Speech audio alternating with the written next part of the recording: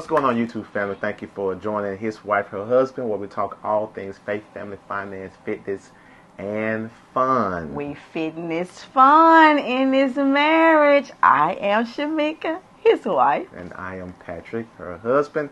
If you are new to the channel, please subscribe to it.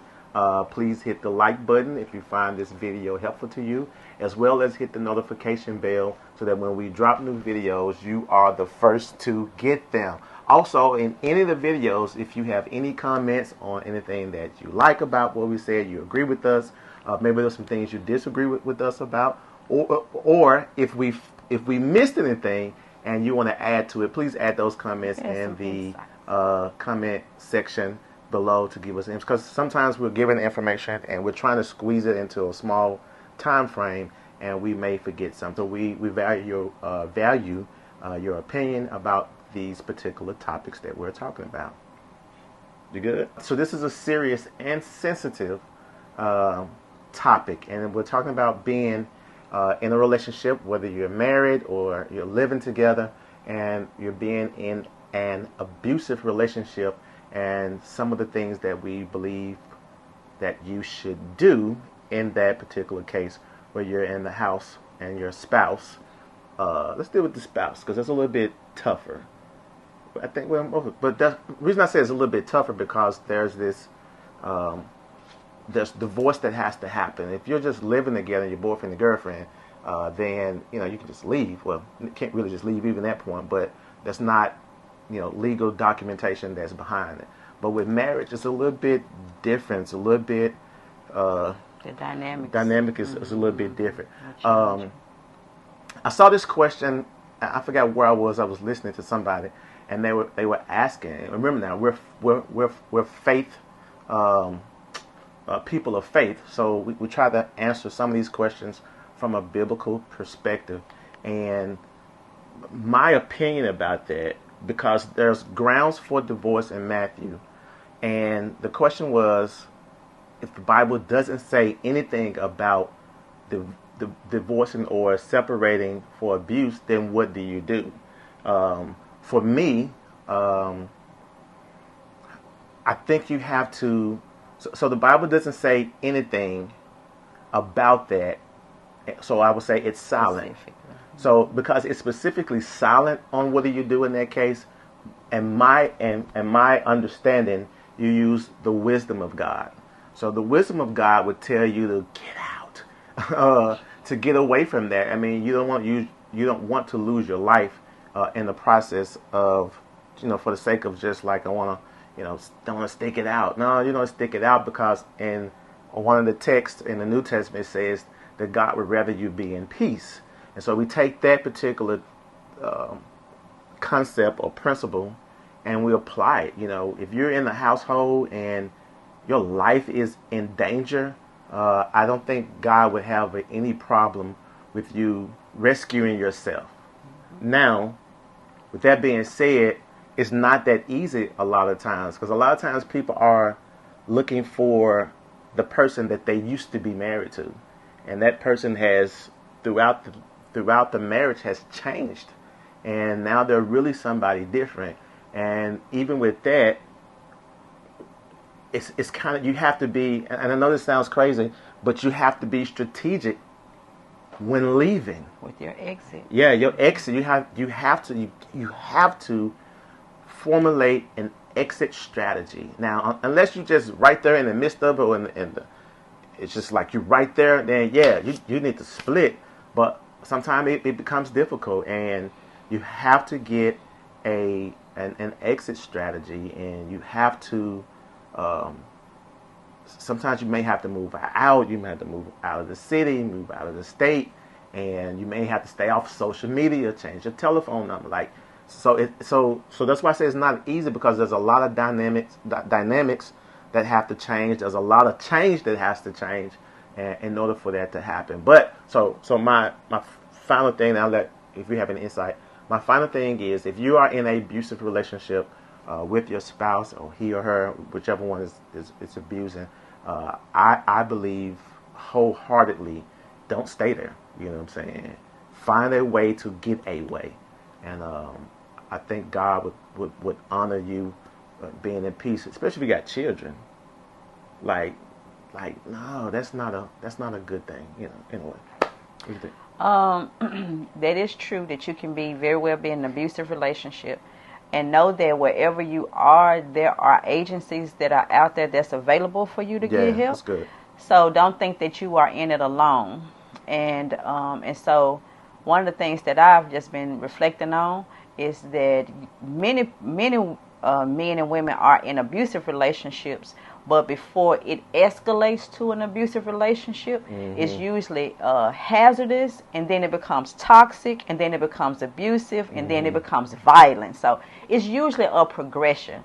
So just be mindful of those things. Like one of the things that Patrick used to always share with me is that if somebody jump at you or they act like they're getting ready to swing, it's a matter of time before they follow through. Right. If they use derogatory words or they demeaning things toward you, that's hazardous and toxic. Like if you can't communicate, let's say just talk, just have a normal conversation and have your own thoughts, those are warning signs. So I just wanted to share that before, usually when it comes to being in an abusive relationship, there are usually steps. It's like it works in progression.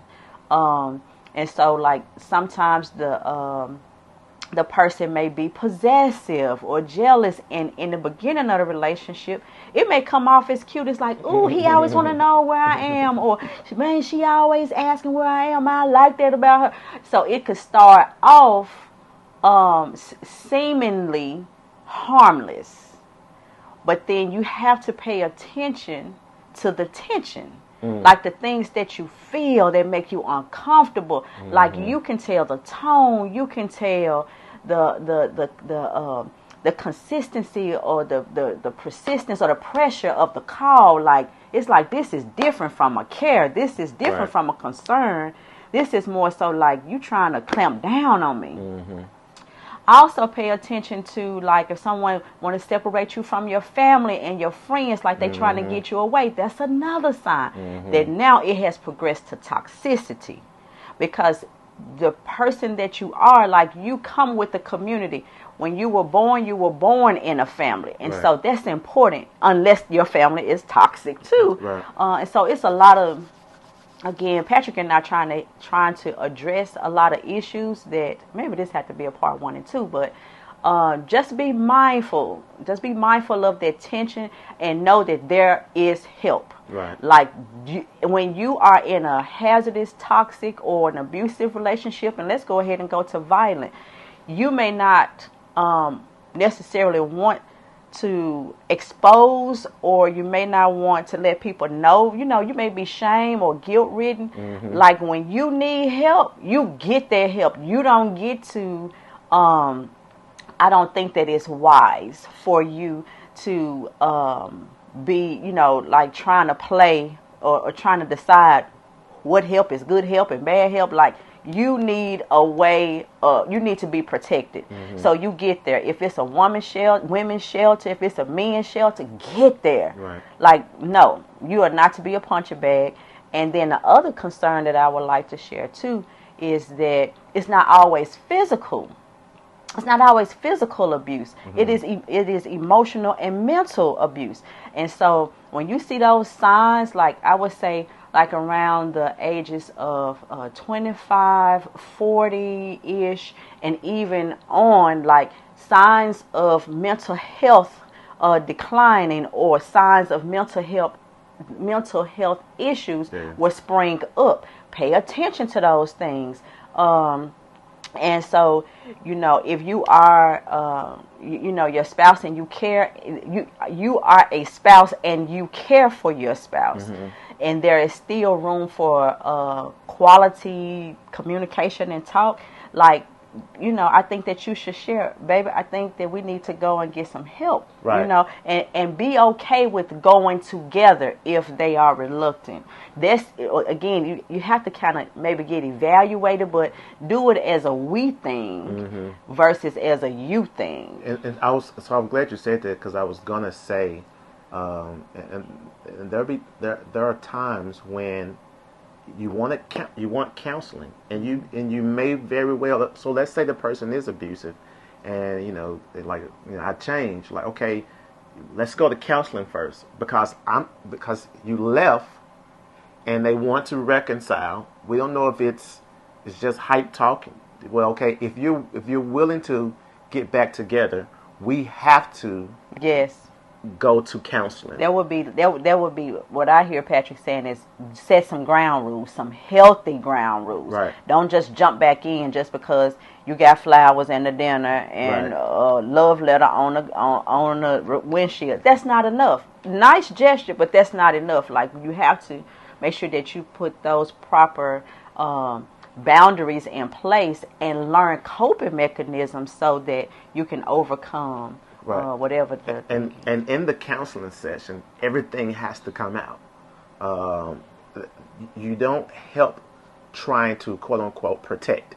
Like, it doesn't help. Everything has to come out, and there has to be consistency.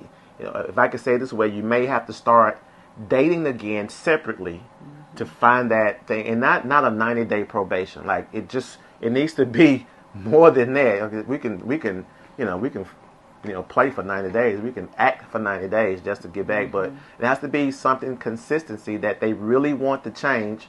And here's my suggestion. My suggestion is, we're talking about married couples. So if you do get the counseling, I think couples should counsel couples. Sometimes their marriages, and it's either just a man or just a woman counseling the couples. But you got a male and a female in this relationship. I think a male and a female need to have counselors, just because men and women it's a balance. We just think different. You know what I'm saying? Mm-hmm. Men are much smarter. I mean, men think a little different than women. So, okay. He created them both.